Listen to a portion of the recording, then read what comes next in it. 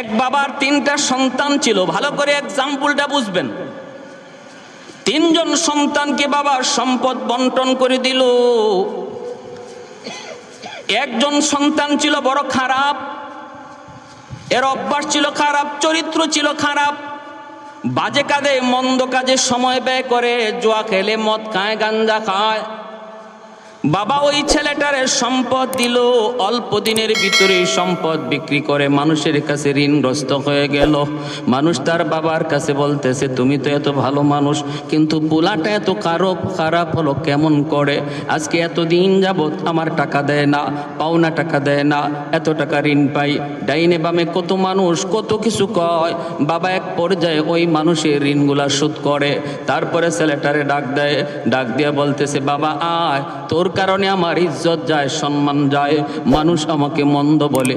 বাবা আয়, তোরে আমি একটা কাজ দিয়ে দিই, তোরে আমি একটা ডিউটি দিয়ে দিই, আর মানুষের কাছে গিয়ে তুই হাত পাতবি না, আর কোনো কিছু বিক্রিও করবি না। নে, তোরে আমি বাড়িটা দিলাম, চলার জন্য তোরে একটা গাবি দিলাম, গাবি। এই গাবিটা 10 দুধ দেয়, প্রতিদিন দুধ তুই বিক্রি করবি, বিক্রি করে যেই টাকা মিলবে ওই টাকা দিয়ে তোর সংসার সুন্দরে চলবে, কারো কাছে হাত পাততে হবে না, ঋণ আনতে হবে না। সাবধান, এই গরুটারে যত্ন করবি, গরুটারে যত্ন করবি, গরুর দুধ বিক্রি করে তোর সংসার চলবে, কোনো অসুবিধা নাই। কিন্তু সাবধান, গরুটা বিক্রি করবি না, তোর তো বিক্রি করার বড় বদ অভ্যাস, কিছু দিলেই তো তুই বিক্রি করে ফেলো। এ বাবা, এই গরুটা বিক্রি করবি না, গাবিটা বিক্রি করবি না। যদি তোর কোনো সময় বিক্রি করতেই হয়, আমি বাবারে খবর দিবি, আমারে অন্তত জানাবি, আমারে না জানায় তুই কিছু করবি না। ছেলে কয়, ঠিক আছে আব্বা। এই বইলা গাবিটা নিয়ে গেল, চলতেছে, দিন যায় রাত যায়, ভালোই তো চলছে, কিন্তু অভ্যাস যার খারাপ সহজে ভালো হয় না, ঠিক কিনা জোরে কর? অভ্যাস যার খারাপ সহজে ভালো হয় না। কিছুদিনের ভিতরে দেখা গেল বাজারে নিয়ে গাবি উঠাইছে বিক্রি করার জন্য। মানুষজন দৌড়ে আসছে তার বাবার কাছে, তোমার পোলায় তো তোমার দেওয়া গাবিও বাজারে বিক্রি করে ফেলতেছে। বাবা দৌড়ে গেছে বাজারও গিয়ে রশিটা ধরছে, দৌড়ে কয়ে, পোলা কিরে, তোরে না বারবার বলছিলাম এই গাবিটা বিক্রি করিস না, তাহলে বাজারও নিয়ে উঠাইলি কেন? পোলায় কয়, আমার গরু আমি বেচমু, তোমারে আবার জিগাই মুখেন?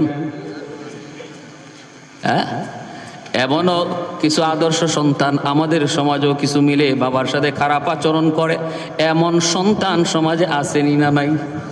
আসেনি না নাই? বোনেরাই যুবক, দুনিয়া বরবাদ, আখেরাতও বরবাদ। দুনিয়াতেও পথ দেখবা না, আখেরাতেও তুমি জান্নাতের রাস্তা পাবা না যদি বাবার কলিজায়, মার কলিজায় ব্যথা থাকে। রেদার রব্বি ফি রেদাল ওয়ালিদাইন ওয়া সাকাতুর রব্বি ফি সাকাতিল ওয়ালিদাইন। আল্লাহর নবী বলে, যেই বাপ মা সন্তানের উপর রাজি, ওই সন্তানের উপর আল্লাহ রাজি হয়ে যান। যেই সন্তানের উপরে বাপ মা নারাজ, আল্লাহ তার উপরে নারাজ। ফিসাবের দরবারে করুণা হাতি দিয়েও আল্লাহকে রাজি করানো যাবে না যদি বাপ মা নারাজ থাকে। এখালি কমলা খাওয়ায় মারে খুশি করো যুবক, এখালি কমলা খাওয়ায় বাবারে খুশি করো। বাবার জন্য বাজার থেকে ঔষধ আইনা বাবারে খুশি করো, আল্লাহ খুশি হয়ে যাবে। ফিররে গরু খাওয়াইয়া খুশি করলে আল্লাহ খুশি, হাদিস পাওয়া যায় না। তাহলে বড় পীর হলো বাপ মা, ঠিক কিনা জোরে বলেন? এ যুবক, আওয়াজ দিয়া কও, বড় পীর কে? বাপ মা। হাজারো আব্দুল কাদের জিলানী তোমার জন্য যদি হাত বাড়ায় দোয়া করে, দোয়া কবুল হবে কি হবে না কোনো গ্যারান্টি নাই। কিন্তু ভাঙ্গা ঘরে বসে যদি তোমার মা তোমার বাবা হাত উঠায়, নবী বলে এই দোয়া কবুল হওয়ার গ্যারান্টি আছে। সালাসাতুন দাওয়াতুম মুস্তাজাবাতুন লা শাক্কা ফীহ, দাওয়াতুল মাজলুম ওয়া দাওয়াতুল মুসাফির ওয়া দাওয়াতুল ওয়ালিদ আলা ওয়ালাদিহি। 3 ব্যক্তির দোয়া বদদোয়া আল্লাহর দরবারে সরাসরি কবুল। মজলুমের দোয়া বদদোয়া, মুসাফিরের দোয়া বদদোয়া, আর বাপ মার দোয়া বদদোয়া। এই 3 ব্যক্তির দোয়া বদদোয়া দুটোটা আল্লাহর দরবারে সরাসরি কবুল। বাপ মা যদি দোয়া করে, দোয়াও আল্লাহর দরবারে কবুল। বাপ মা যদি বদদুয়া দেয়, অন্তর থেকে যদি বদদুয়া দেয়, বদদুয়া সরাসরি কবুল হয়ে যায়। যেই সন্তানের উপরে বাপ মার বদদুয়া, দুনিয়ার 1 নাম্বার ক্ষতি হলো তুমি জীবনে হায়াতের ভিতরে বরকত পাবা না। 2 নাম্বার হলো রিজিকের মধ্যে বরকত পাবা না। 3 নাম্বার হলো লেখাপড়ায় কোনোদিন উন্নতি পাইবা না। 4 নাম্বার হলো তোমার সন্তান কোনোদিন তোমার খেদমত করবে না। এটা দুনিয়ার নগদ শাস্তি। এই পুলায় কয় কি, কয় আমার গরু আমি বেচমু, তোমার আবার জিগাই মুখে। বাবা কয় এটাই কি কথা ছিল? তোরে আমি বারবার বললাম যদি একান্ত প্রয়োজনে বেচতেই হয় আমি বাবারে বলবি। কয় আমার মন চাইছে না, তোমারে কইছি না। বাবা কয় তাহলে তোর গরু বেচাই লাগবে। কয় আমি বেচমুই। বাপে কয় তাহলে আমার কাছে বেচ। বাপে কি কয়, কয় আমার কাছেই বেচ। পুলায় কয় তুমি কিনবা? বলে হ আমি কিনমু। কত টাকা? হে নিয়ত ছিল বেচব 10,000, বাপের কাছেও চায় 15,000। বাপের কাছে চায়। বাপে কয় ঠিক আছে তোরে 15,000ই দিলাম। এই 15,000 দিয়েই বাবাই গরুটা কিনলো। কিনার পরে বাবা এইবার বলতেছে তোর জন্য আমার কাছে যেন আর কোনো বিচার আচার না আসে। দেখেন এখানে বাবা গরু দিল, বাবা এখন কিনলো কেডায়? কেন কিনছে বাবায়? কারণ বাবায় দেখতেছে পোলায় গরুটা বেচতেছে আরেক জায়গায়। ঠিক তেমনি ভাবে আল্লাহ পাক রব্বুল আলামিন আমার আপনারে জান দিছেন, মাল দিছেন, দিয়ে আল্লাহ বলছেন তুমি এইভাবে চালাও, জানটারে এইভাবে চালাও, মালটারে এভাবে খরচ করো।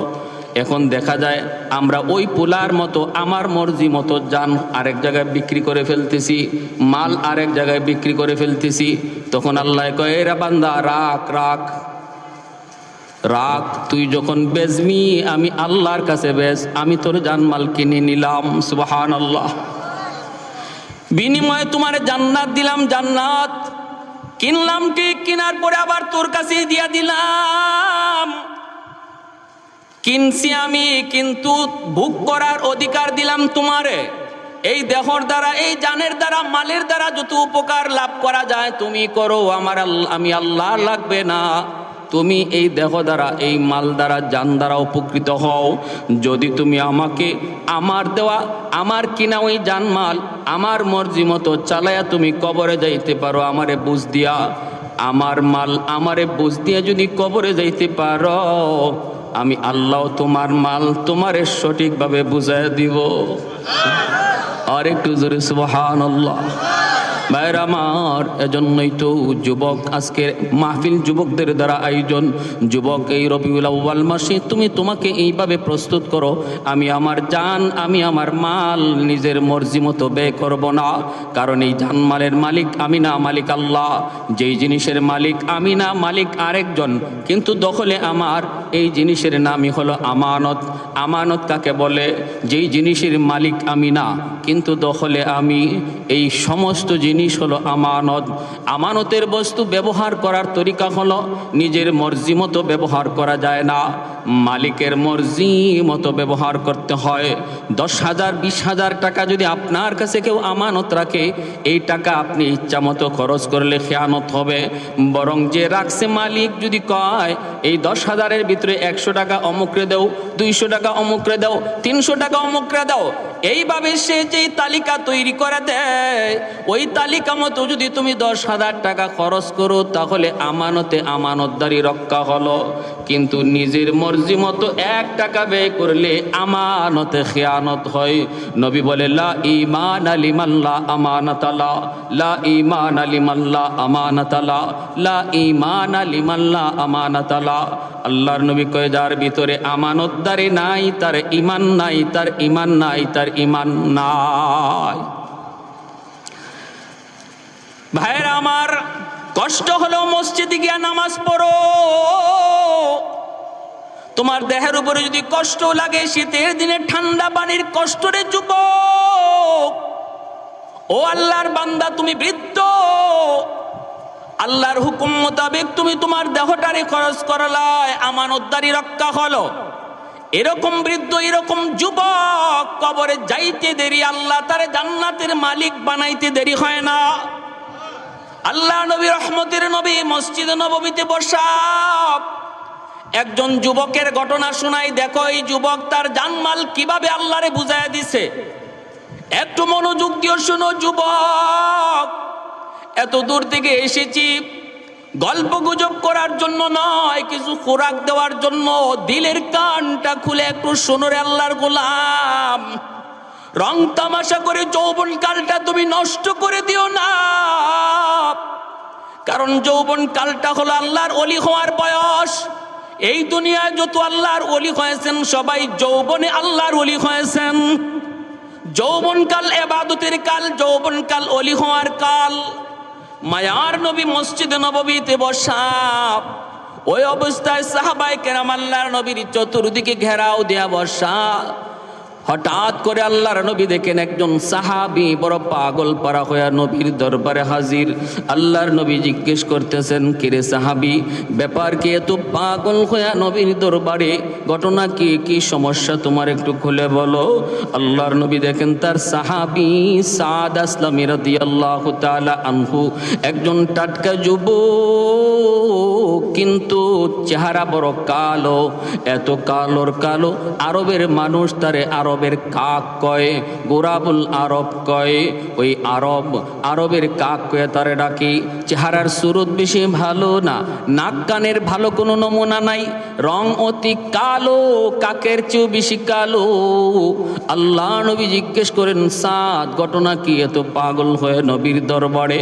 সাদ সালামি তখন বলতেছে, নবী গো আমি বড় পেরেশান, আপনার একখান হাদিস লই আমি বড় পেরেশান। নবী বলতেছে, কোন হাদিস? কয় হাদিস কানা হলো আন-নিকাহু মিন সুন্নতি ফামান রাগিবা আন সুন্নতি ফালাইসা মিন্নি। বিবাহ করা আমি নবীর সুন্নত। উপযুক্ত হওয়ার পরে সামর্থ্য থাকার পরেও যে বিয়ে করলো না, সে আমি নবীর উম্মত না। ওগো নবী, হাদিস খানা আপনার কিনা একটু আমাকে বলুন। নবী বলতেছেন, হাদিস খানা তো আমার। ইয়া রাসূলুল্লাহ, আপনি বলেছেন উপযুক্ত হলো, বিয়ের বয়স হলো, এরপরে সামর্থ্য থাকলো, এরপরেও যদি বিয়ে না করে তাহলে আমি নবীর উম্মত না, আমি নবীর উম্মত না। কত বড় ধমকি, কত বড় ধমকি! আজকে আমাদের সমাজে যে যুবক বয়স হয়ে গেল বিয়ের, এরপরও বিয়ে বসে না, আল্লাহ নবীর চরম ধমক। যেই যুবক উপযুক্ত হয়েছে বিয়ে করার, এরপরও বাপ মা তারে বিয়ে করায় না, মায়ার নবীর ধমকি, ফালাইসা মিন্নি, ফালাইসা মিন্নি, সে আমি নবীর উম্মত না। যদি আজকে আমাদের সমাজের যুবক যুবতীদেরকে তাদের বয়স হওয়া মাত্রই বিবাহ দেওয়ার চেষ্টা করা হইতো, চিন্তা করা হইতো, তাহলে সমাজে এতটা অপরাধ সমাজে থাকতো না। আর একটু দূরে কোন ঠিক কিনা? ইয়া মাশারাশ শাবাব মান ইসতাতা মিনকুমুল বাআতা ফালিয়াতাযাওয়াজ ফাইন্নাহু আগাদ্দু লিল বাসার ওয়া আহসানু লিল ফারাজ। নবী বলে, আরে যুবক কাল করে শুনো, বয়স হয়ে গেল তোমার বিয়ে করার, এরপরও যদি বিয়ে না করো, আমি নবী বললাম বিয়ে করো, করার দ্বারা তোমার চোখটা নত হয়ে আসবে, লজ্জাস্থানের হেফাজত হবে। ভাইরা খেয়াল করে শোনো, বিয়ের দ্বারা আল্লাহ পাক রিজিকের ব্যবস্থা করে, এটা নবীর হাদিস। বিয়ের আগে আমি মনে করতেছি বউ পালবো কেমনে, বউ চালাবো কেমনে, তাহলে আপনি আল্লাহ যে রাজ্জাক, রিজিক দেয় যে আল্লাহ, এই কথার উপর আপনার ইয়াকিন পুরাপুরি নাই। ঠিক কিনা জোরে কর? বুঝা গেল আপনি খাওয়ান, আপনি পালেন না, না, এখন আপনি একা, আপনার আল্লাহ খাওয়ায়। যখন আপনি হবেন 2 জন তখনও কে খাওয়ায়? যখন হবেন 4 জন তখনও কে খাওয়াবে? অতএব বিয়ের পরে অনেক মানুষের রিজিক খুলে গেছে, জীবিকার ক্ষেত্র খুলে গেছে, এমন প্রমাণ একটা দুইটা নয়, বহু প্রমাণ রয়েছে, বহু নজির রয়েছে। এজন্য বাপ মা যারা, অভিভাবক যারা, আপনাদেরকেও বলি, অনুরোধ করে বলি, উপযুক্ত যুবক, উপযুক্ত যুবতী, উপযুক্ত ছেলে আর উপযুক্ত মেয়ে বিয়ে বয়স হওয়ার পরেও যদি বিয়ে না করান, আর এই কারণে আপনার ছেলে যদি কোনো অন্যায় করে, মেয়ে যদি অন্যায় করে, তারা যেমন আল্লাহর দরবারে অপরাধী, বাপ মাও আল্লাহর দরবারে আসামি। কষ্ট পাইছেন আপনারা? আমার কথা কষ্ট পাইছেন? বাপ মাও সমান অপরাধী। যারা বলতেছেন পোলাটা একটা ব্যবসা ধরুক, বিয়ে পাশ করুক মেয়েটায়, হুজুর MA পাশ করে নিক, একটা চাকরি লয়ে এলোক, তারপরে বিয়েটা করাই, বউ ফালবো কেমনে, এই নিয়ত করে যারা ছেলে মেয়ে উপযুক্ত হওয়ার পরও বিয়ে করাইতেছেন না, বিয়ে দিচ্ছেন না, আল্লাহর দরবারে আসামি হওয়ার অপেক্ষায় থাকেন। এই যৌবনের পাগলামি যদি তারা করে, আর এই অপরাধী সে যেমন হবে, বাপ মা সমান অপরাধী হবে। এজন্য দোহাই, সমাজকে বাঁচান। সাহাবী বলতেছি, ইয়া রাসূলুল্লাহ, ওগো নবীজি, আমি তো বিয়ে করার জন্য বিভিন্ন জায়গায় প্রস্তাব দিয়েছি, কিন্তু আমার কাছে কেউ বিয়া দেয় না। নবী বলে, কেন দেয় না? কয়, আমার মদিনায় কোনো বাড়ি নাই, মদিনায় কোনো ঘর নাই, আমি তো মক্কা থেকে হিজরত করে মদিনায় এসেছি। সাহাবায়ে কেরামের ভিতরে দুই দল, একদল মুহাজির আর একদল আনসার। মদিনার সাহাবীদেরকে আনসার বলা হয়, নবীর সাথে মক্কা থেকে যারা হিজরত করে মদিনায় এসেছে তাদেরকে মুহাজির বলা হয়। মুহাজিরদের মদিনায় কোনো নিজস্ব ঘর বাড়ি ছিল না, আনসাররা তাদেরকে জায়গা দিছেন। ওই রকম একজন মুহাজির সাহাবী হলেন সাদ সালামি। তিনি বলেন, নবী গো, আমি যে বিয়ে কইরা বউ আনমু, বউ রাখমু, কই ঘর নাই, বাড়ি নাই। আমার তো বাড়ি মক্কায়, আমার বাড়ি দখল করে রেখেছে আবু জাহেল, আমার বাড়ি দখল করে রেখেছে মক্কার উতবা সাহেবা, আমার বাড়ি তো দখলে আজকে বেদিনদের, বেঈমানদের। দিনের খাতিরে, ধর্মের খাতিরে আপনার মহব্বতে বাড়িঘর সব ছেড়ে এসেছি গো নবী, কিন্তু এখানে আমি আরেকজনের বাড়িতে থাকি, আমি এখন বউ আনলে কই রাখবো, এজন্য আমাকে কেউ বিয়ে দিতে রাজি হয় না। এটা হলো এক কারণ। দ্বিতীয় কারণ হলো, নবী গো, আপনি আমার চেহারাটা একবার দেখুন, চেহারাটা এত কালোর কালো, আমার গায়ের রং এত কালো, চেহারার কোনো নমুনা ঢকঢাকও ভালো না, এজন্য আমারে কেউ বিয়ে দেয় না। এখন আমি কি করব গো নবী? আপনি তো বলেছেন বিয়ে যদি কেউ না করে সে আমার উম্মত না, আমার তো শারীরিক চাহিদা রয়েছে বিয়ে করার, আমি এখন বিয়ে না করলেনি চলে, কেউ বিয়া দেয় না, তে আমি কি করমু? আমি এখন করমু কি? আপনি আমার একটা বুঝ দেন। বিয়া যদি করতেই হয় কোন জায়গায় বিয়ার প্রস্তাব দিমু, আর যদি বিয়া না করলে চলে, আপনি আমারে অনুমতি দেন।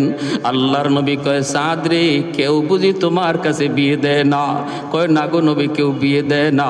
আল্লাহর নবী কয়, যাও, আমি নবী তোমারে পাঠাইলাম মদিনার অমুক একজন জমিদার, নতুন মুসলমান হয়েছে, তার একমাত্র একটা মেয়ে আছে, জমিদার, সম্পদের কোনো অভাব নাই, মেয়েটাও এত সুন্দর, মদিনার মানুষ তারে হুরে মদিনা কয়া ডাকে, মদিনার হুর, মদিনার হুর, এত সুন্দরী।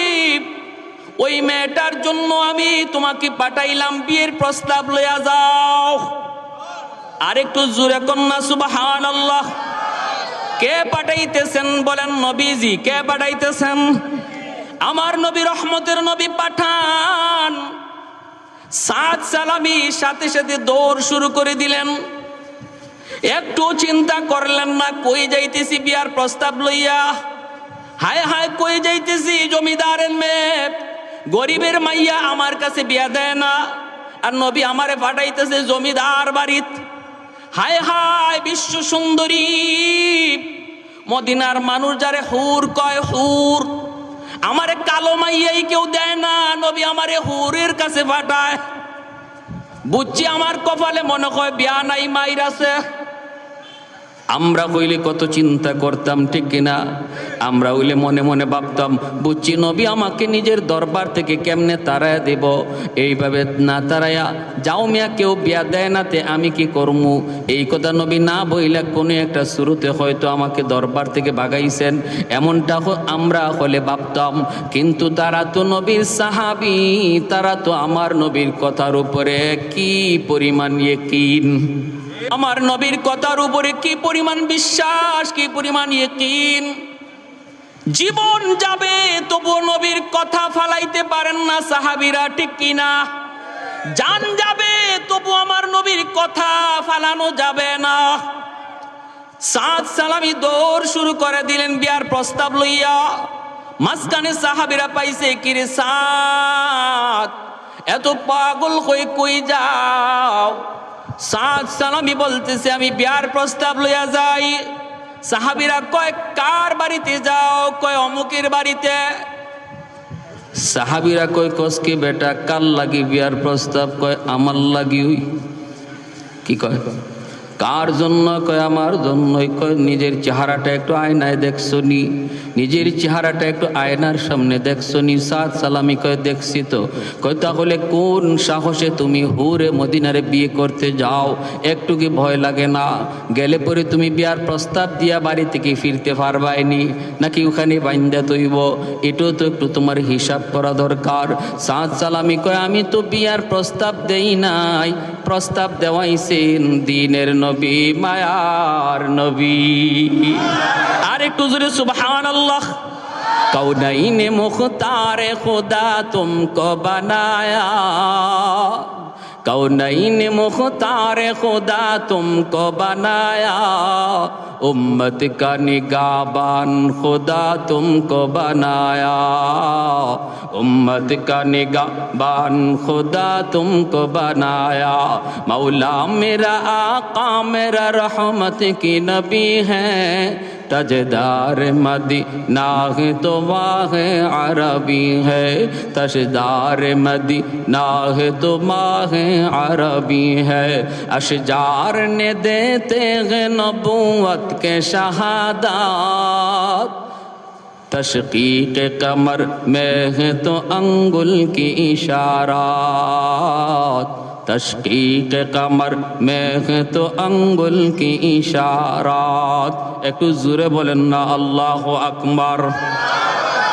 একটু জবান খুলে জিকির করে আর একটু সামনে আগাই ভাই, পিছনে আমার অনেক ভাই দাঁড়ানো। আজকে আমি যদি একজনের জায়গা দিই, আল্লাহ আমারে জান্নাতে জায়গা দিবে।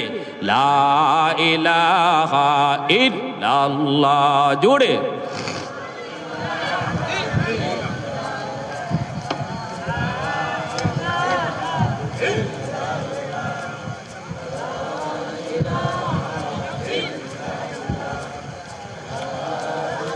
ভাই মানুষ অনুপাতে জিকিরে আওয়াজ হচ্ছে না, পিছনের ভাইয়েরা একটু চাপ দেন, সামনে আগান ভাই। লা ইলাহা ইল্লাল্লাহ, লা ইলাহা ইল্লাল্লাহ।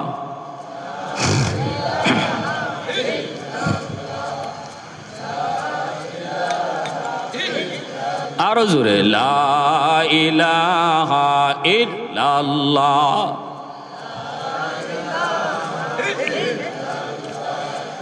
লা ইলাহা ইল্লাল্লাহু মুহাম্মাদুর রাসূলুল্লাহ। একটু জোরে বলি সাল্লাল্লাহু আলাইহি ওয়াসাল্লাম। হুরে মদিনার বাড়িতে গিয়া বিয়ার প্রস্তাব দিয়া উনি আইবার ফারছে না এটা শুনবার ইচ্ছা আসেনি আপনাদের? কার কার আছে একটু হাত উঠে আল্লাহরা দেখান একটু জোরে। নারে তাকবীর, নারে তাকবীর, দ্বীন ইসলাম। মাশাআল্লাহ। প্যারে হাজরিন, হাত নামান।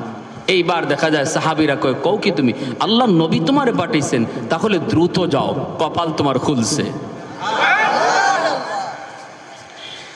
দৌড়ে যায় হুরে মদিনার বাড়িতে হাজির। বাবা নতুন মুসলমান হয়েছে, বাড়ির সামনে দামি একটা ইজি চেয়ারের মধ্যে বাবা বসা, জমিদারের মতো স্টাইল।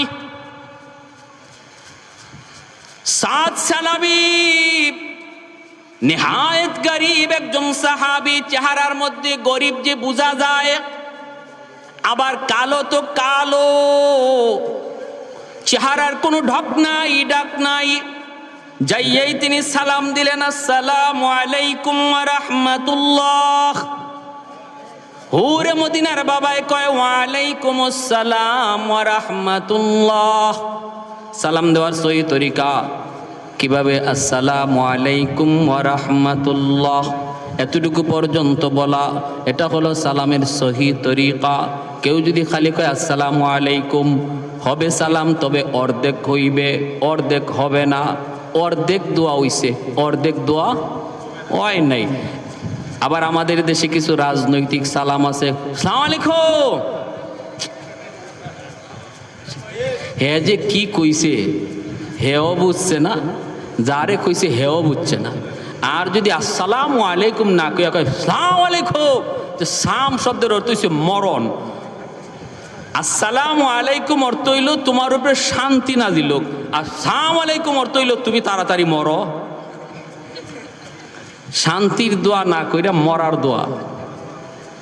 এই জন্য সাবধান, এই রাজনৈতিক সালাম দিয়ে না, আল্লাহর দোয়া। সালাম যিনি দিবেন পুরাটা দেন, আসসালামু আলাইকুম ওয়া রাহমাতুল্লাহ। আর যাকে সালাম দেওয়া হয় তারে শুনায়া দেওয়া ওয়াজিব, তারে শুনায়া দিবেন। আর যিনি জবাব দিবে ইনি জবাবটা তারে শুনায়া দিবে। সালাম দেওয়া সুন্নত, জবাব দেওয়া ওয়াজিব। জবাব দেওয়া, আবার আমাদের সমাজের কিছু ভদ্র মানুষ আছে সালাম দিলে জবাব দেয় না, এটা আরেক স্টাইল। এটা হইল তাই একজন সমাজের একজন নেতা হইছেন, এটার আলামত, ঠিক না? এইরকম জবাব না। আবার কেউ আছে জবাব দেয় এটা কোন যেতে জবাব? ওয়ালাইকুম আসসালাম ওয়া রাহমাতুল্লাহ উনি কইব না, কয় কয় এই কইলে পরে ওয়াজিব আদায় হইব? যিনি সালাম দিছে ইনি তো সব পেয়ে গেছে, আর যিনি কইছেন কবরে গেলে কইব ওয়াজিব তোর কইছে, কবিরা গুনাহ, কবিরা গুনাহ। সাবধান, ই করেন না, জবাব দিবেন ওয়ালাইকুম আসসালাম ওয়া রাহমাতুল্লাহ, তারে শোনায় দিতে হবে। ইমাম আবু দাউদ রহমতুল্লাহ গেলে সালাম দিছে এক লোকে, ইনি আসিলেন আরেকটা কাজে, উনি নৌকা ভাড়া কইরে তার পাশে গিয়ে সালামের জবাব শোনাইয়া দিছে, বুঝাইয়া দিছে, বুঝেন? আর আমরা কইয়া জবাব দিয়ে সাইরে যাই। হাই হাই, আসসালামু আলাইকুম ওয়া রাহমাতুল্লাহ। পুরে মদিনার বাবাই কয় ওয়ালাইকুম আসসালাম ওয়া রাহমাতুল্লাহ। কে তুমি? কয় আমি নবীর সাহাবী। কি নাম তোমার? সাদ সালামি। কেন আইছো? কয় আপনার মেয়ের বিয়ার প্রস্তাব লইয়া। হুরে মদিনার বাপে কয় কাল লাগি? কয় আমার লাগি। যেমন প্রশ্ন এরম উত্তর, জটকাট, কোনো গুজামিল নাই, এটা নাই। কয় তো কি সে এই কি তুমি এটা নতুন মুসলমান হইছে তো ইসলামের সব বিধিবিধান তার পুরাপুরি জানা নাই, এজন্য চেয়ার থেকে লাফ মারা খারাই গেছে, মাথা গরম হয়ে গেছে, পায়ের রক্ত মাথায় উঠে গেছে। কয় কি নাকের সেন্টার ঠিক নাই, ঠুটের সেন্টার ঠিক নাই, রঙের কোনো পাত্তাই নাই। আর আমার মেয়ে হইল মদিনার বিশ্ব সুন্দরী। হুরে মদিনা মানুষে কয় হে বলে আমার মেয়ের লাগি বিয়ার প্রস্তাব লই আইছে। হুরে মদিনার বাবা দাঁড়ায় কয় হুশ আসেনি তোমার? কয় 100%। নিজের চেহারাটা আয়নার সামনে দেখছো নি? কয় প্রতিদিন দেখি। হয়তো কেমনে তুমি সাহস করছো? কয় আমি তো করি নাই। কে করাইছে? কয় আমার নবী পাঠাইছে। আল্লাহু আকবার, সুবহান। নতুন মুসলমান হয়েছে তো এরপরও হজম করতে পারে না, কারণ রাগটা বেশি হয়ে গেছে।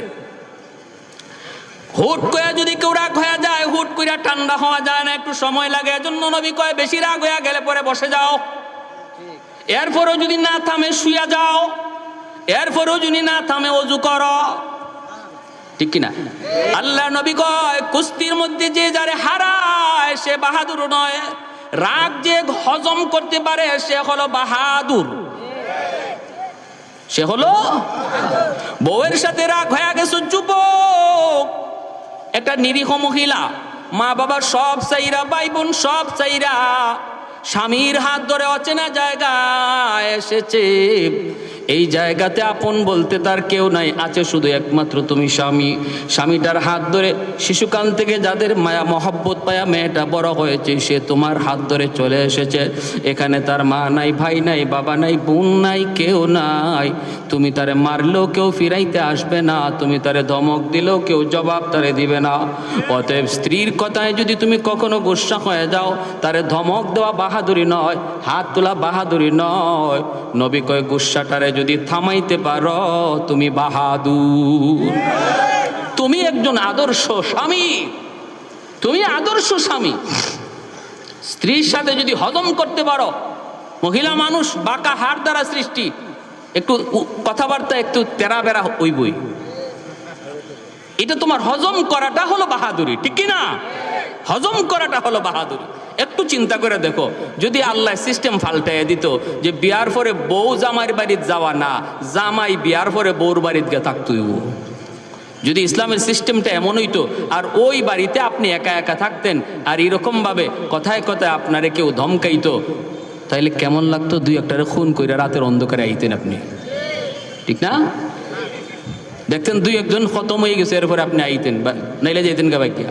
এই জায়গায় একজন মহিলা, সে এখানে কত আর হজম করবে? চোখের পানির ফুটা যদি রাতের অন্ধকারে ফালায়, আল্লাহর আদালতের ফাইলে জমা হবে, কারণ সে মাজলুম, সে এখানে নিরীহ। তার সাপোর্ট নেওয়ার কেউ নাই, তার পক্ষ নেওয়ার এখানে কেউ নাই, কারণ তার রক্তের কেউ এখানে নাই। অতএব যদি পাক করে গিয়ে এক ফোঁটা চোখের পানি ফালায়, মনে রাখো স্বামীরা, আল্লাহর আদালতে তুমি সবচেয়ে বড় আসামি হবে স্ত্রীর মামলায়। যে সমস্ত স্বামীরা স্ত্রীর মামলায় আল্লাহর আদালতে আসামি হবে, সহজ না মুক্তি পাওয়া। মা বাবার মামলায় যে সন্তান আসামি হবে, সহজ না মুক্তি পাওয়া। সাবধান, মানুষের মামলা দুনিয়াতেই ডিসমিস করেন, আল্লাহর আদালতে নিয়ে কেউ উঠেন না। এটা বড় খতরনাক এক আদালত, যে আদালতে ঘুষ দেওয়ার কোনো সিস্টেম নাই। দুনিয়া জজ সাহেবরে ঘুষ দিতে পারবেন, উকিল একটা না 10টা ধরতে পারবেন, হাসরের মাঠে আল্লাহরে ঘুষ দেওয়ার ক্ষমতা আসেনি, ফোন করার সিস্টেম আসেনি। জজ সাহেব, অত নম্বর মামলা, অত নম্বর আসামি, আমার হালার ঘরে দুলাভাই গোলের বাতিজা, আসেনি না নাই? মন্ত্রীর ভাতিজা, মন্ত্রীর দুলাভাই, মন্ত্রীর শালা, এই ধরনের কথা কইয়া কত মামলার কত আসামি খালাস পেয়ে যায়। আল্লাহর আদালতে আসেনি সিস্টেম এই ধরনের ফোন করার কোনো সিস্টেম? আমার ভাইরা বন্ধুরা, জন্য যুবক, ওই আল্লাহর বান্দা গুসা হয়ে গেছে অনেক, ডাক দিয়া বলতেছে, রে সাদ, নবীর উপর ঈমান এনেছি, আল্লাহর নবীর সব কথা মানি, কিন্তু এই কথাটা মানতে পারলাম না, কারণ আমি আমার মেয়ের বাবা, আমি তার ওয়ালি, আমি তার অভিভাবক। আর ইসলামের বিধান হলো অভিভাবক যারে পছন্দ করে, যেখানে পছন্দ করে সেখানে বিয়ে দিবে। অতএব আমি আমার মেয়েকে তোমার কাছে বিয়ে দিতে পারি না, যাও তুমি আমার বাড়ি থেকে বের হয়ে যাও। এই বইলা সাদ সালামিকে হুরে মদিনার বাবা বাড়ি থেকে তাড়ায় দিছে। এনিও মনে কষ্ট নিয়ে চলে আসতেছেন। বলুন তো দেখি, কেউ যদি বলে আমি নবীর আশিক কিন্তু নবীর কথা মানি না, এ আশিক না বাটফার? আরো জোরে, আরো জোরে। কেউ যদি কয় আমি নবীর আশিক, মিছিলের আগে থাকে, জিলাপির আগে খায়, কিন্তু মুখে নবীর সুন্নত দাড়ি নাই, এ আশিক না বাটফার? আমি কইছি না, আপনারা আমার রাস্তা তো আবার আটকেন না। বাপরি মিছিলের আগে লাঠি লইয়া হাজির, মিলাদুন নবী পালন করো, সিরাতুন নবী লাথি মারো, নাউজুবিল্লাহ, জোরে কোন। সিরাতুন নবী, আমার নবীর জীবনের 40 বছরের পরের অংশটাকে সিরাতুন নবী বলে, আর 40-এর আগের অংশটাকে মিলাদুন নবী বলে। নবীর জীবনে ওহী নাজিল হইছে 40 বছর বয়সে, ঠিক কিনা? ওহী নাজিল হইছে, কোরআন নাজিল হইছে 40-এর পরে। তাহলে আপনি কোরআন যদি পাইতে হয়, নবীর 40 বছরের পরের জীবন নিয়ে আলোচনা করলে কোরআন পাবেন, নামাজ পাবেন, হজ পাবেন, যাকাত পাবেন, হালাল পাবেন, হারাম পাবেন, পর্দা পাবেন, যাবতীয় বিধি বিধানগুলি আপনি সিরাতুন নবীর ভিতরে পাবেন। অতএব সিরাতুন নবী আলোচনা করার বিষয়, সিরাতুন নবী পালন করার বিষয়, সিরাতুন নবী আলোচনা করা, পালন করা ফরজ। আর মিলাদুন নবী, নবীর জন্ম থেকে নিয়ে 40 পর্যন্ত কোরআন পাওয়া যায় যায় না, কারণ 40-এর আগে নবীর কাছে কোরআন নাজিল হয় নাই। এই জীবনের পাট্টার নাম হলো মিলাদুন নবী, আলোচনা করা সওয়াবের কাজ, আলোচনা করা নফল বন্দেগীর সওয়াব। কিন্তু সিরাতুন নবীর আলোচনা করা ফরজ, মিলাদুন নবীর আলোচনা করা নফল। এখন যদি কেউ কয় আমি নফল মানি ফরজ মানি না, হে যেন লঙ্গি খুললা ফাগরি ফল্ল, ঠিক কিনা? কই হুজুরে এত সোয়াব কইছে ফাগরি ফরার, তাহলে কপালে যা আছে লঙ্গি খুললা ফাগরি ফরিলিমু। হ্যাঁ, সতর ফরজ, লঙ্গি ফর হইল ফরজ, ফাগরি ফর হইল নফল। হে নফলের লাগি ফরজ ছেড়ে দিছে। যারা মিলাদুন নবী মানে সিরাতুন নবী মানে না, এরাও নফল লইয়া ফরজ ছেড়ে দিছে, ঠিক কিনা? ঠিক কিনা ভাইরা আমার? জন্য বলতেছি যুবক, একটু মনোযোগ দিয়ে শোনো। আবেগের নাম ইসলাম নয়, আবেগের সাথে হুঁশ থাকা লাগবে, শরীয়তের বিধিবিধান থাকা লাগবে, ঠিক কিনা? আমার নবী, রহমতের নবী, মায়ার নবীর আগমন কুল কায়নাতের জন্য আনন্দের বিষয়, এটা ভালো কথা। আমরা নবীর আগমনে খুশি, কিন্তু একই তারিখে যে আবার নবী ইন্তেকাল করছেন। 12 তারিখে নবী আইছেন, এই 12ই রবিউল আউয়াল নবী বিদায় নিছেন। তাহলে এখন কি করবা? দিনের অর্ধেক দিন আনন্দ করবা, অর্ধেক দিন তো কান্না করার কথা। হ্যাঁ, আপনার একই দিনে যদি ছেলে হয়, একই দিনে বাবা মারা যায়, ছেলে হইছে আবার বাবাও মারা গেছে, এখন ছেলে হওয়ার আনন্দ এটা কি ঠিক থাকবে? ঠিক থাকবে না। বাবা মারা গেছে, মনটা খারাপ হয়ে যাবে, আনন্দ নষ্ট হয়ে যাবে, ঠিক কিনা? আমার নবী এই দিন আসছেন, কিন্তু নবী যে এই দিনও বিদায় নিছেন, এই দুঃখ তোমরা কোথায় রাখলা? এই কষ্ট রাখছো কই? হ্যাঁ, জিলাপির পাগল। হাই হাই হাই হাই রে মুসলমান। এখন হুরে মদিনা ঘর থেকে বের হইছে, বের হয়ে বলতেছে আব্বা কে আসছিল? বাবা কয় আসছিল নবীর একজন সাহাবী। কয় আব্বা কি নাম? কয় সাদ সালামি।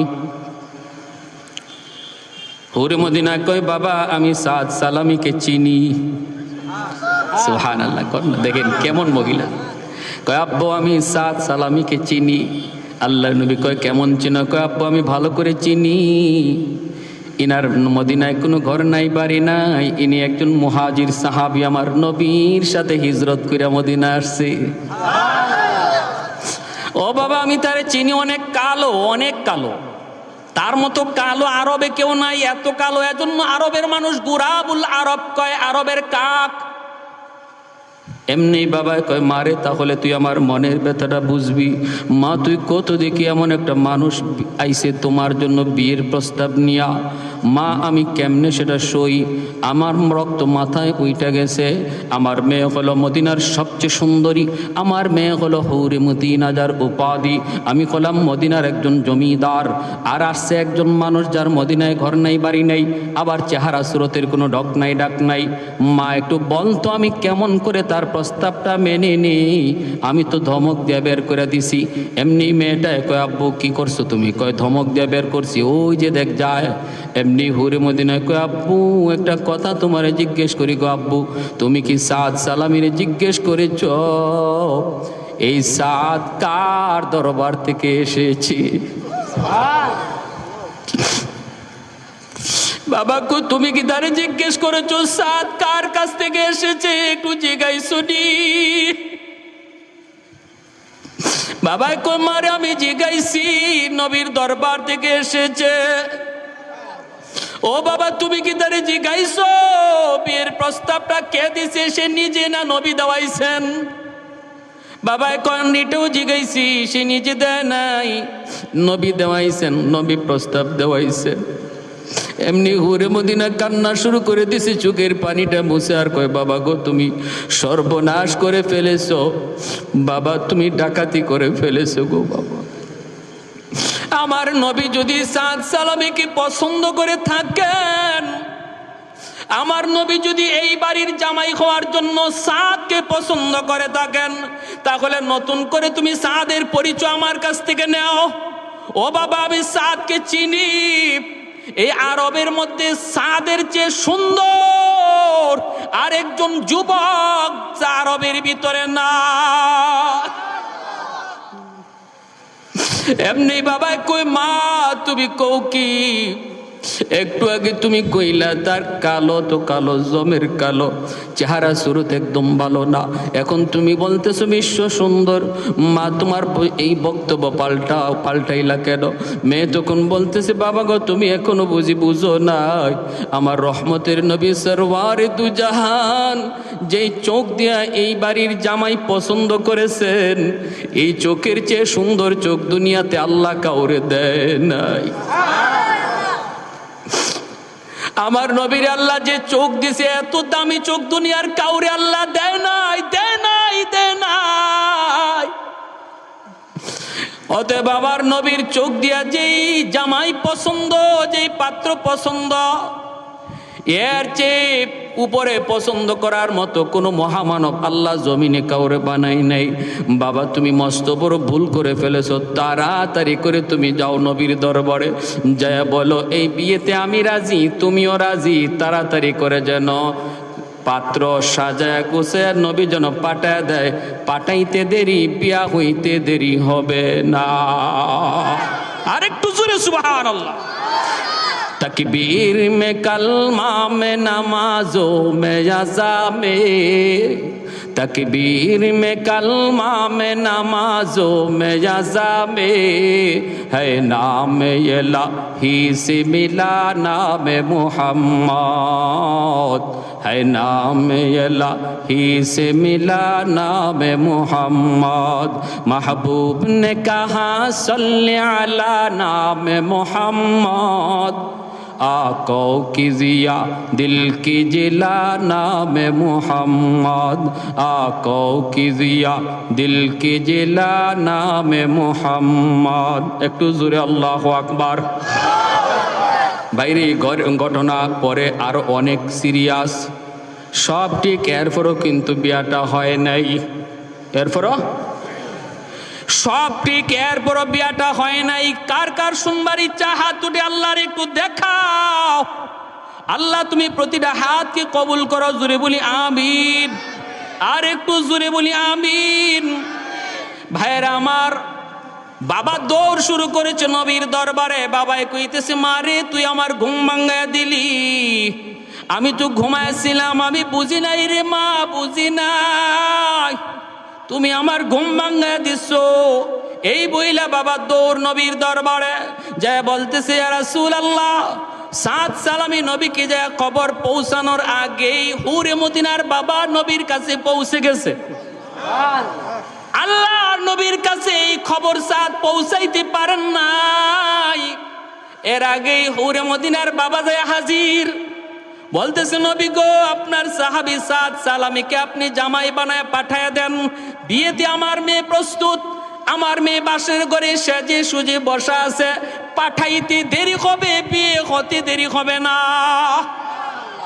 আল্লাহর নবী রহমতের নবী সাহাবায়ে কেরামদেরকে ডাকলেন, সাহাবীরা কে কোথায় আছো, তাড়াতাড়ি করে তোমরা জমা হও, তোমাদের ভাই সাদ সালামি জমিদার বাড়িতে বিয়ে করতে যাবে। খালি হাতে কেমন করে যায়, জমিদার বাড়িতে বিয়ে করতে যাবে, একটু চাঁদা কালেকশন করো, তোমরা কিছু সাহায্য করো। সাহাবায়ে কেরাম তারা একত্রিত হয়ে গেলেন, যে যা পারতেছেন সাহায্য করছেন। বস্তা ভরা টাকা হয়ে গেল। সাহাবীরা একজন আর একজনের দিকে তাকায়, আবার সাদের দিকে তাকায় মুস্কি হাসে।